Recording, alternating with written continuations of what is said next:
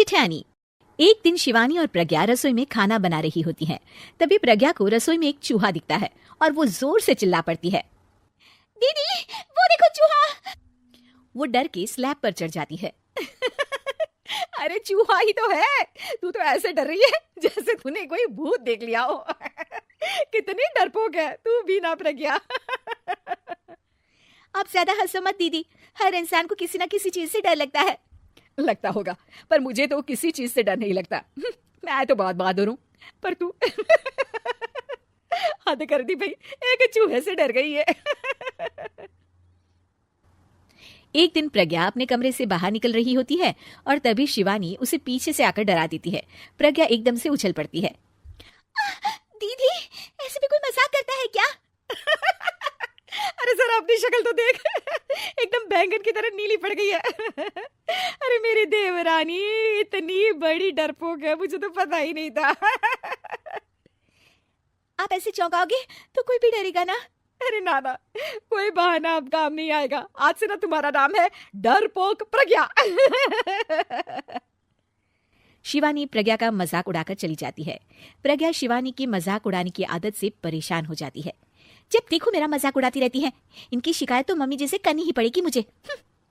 प्रज्ञा अपनी सास के पास जाती है और उन्हें सारी बात बताती है कि किस तरह उसकी जेठानी उसके डर का मजाक उड़ाती है।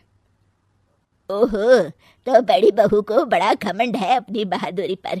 कोई नहीं, अभी उसका घमंड तोड़ देते हैं। मेरे पास एक तरकीब है छोटी बहू, एक काम कर तू। प्रज्ञा की सास उसे अपनी जेठानी को डराने का प्लान बताती है। ये तो बहुत अच्छा आइडिया है मम्मी जी, क्या बात है। आइडिया सुनकर लग रहा है कि आप अपने बचपन में काफी शरारती रही होंगी मम्मी जी। अब आएगा मजा मेरी बहादुर जेठानी जी को। प्रज्ञा अपनी जेठानी को डराने का एक प्लान बनाती है। रात में वो शिवानी के पास जाती है और कहती है, दीदी मुझे ना बहुत डर लग रहा है। क्या हुआ मेरी डरपोक देवरानी? दीदी मैं छत पर गई ना तो मुझे ऐसा लगा कि कोई वहां है। ऐसा लगा जैसे मुझे कोई वहां देख रहा था, जैसे कोई साया। अरे क्या बक रही हो, तेरा वहम होगा।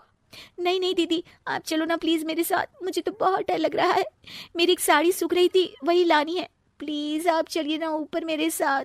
ओफो, चल।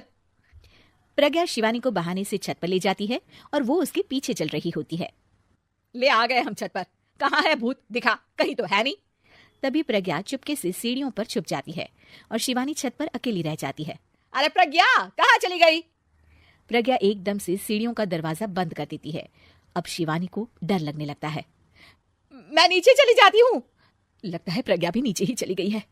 तभी उसके सामने एक खुले बाल सफेद साड़ी में औरत खड़ी होती है। शिवानी उस औरत को देखकर डर जाती है। हाल तू चलाल तू भाई बला को टाल तू, हाल तू चलाल तू भाई बला को टाल तू।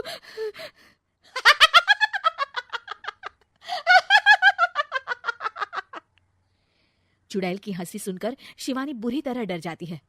नहीं नहीं, मुझे छोड़ दो, भगवान के लिए मुझे छोड़ दो। नहीं नहीं नहीं नहीं नहीं नहीं नहीं, मैं तुझे नहीं छोड़ूंगी, मैं तेरा खून पी जाऊंगी।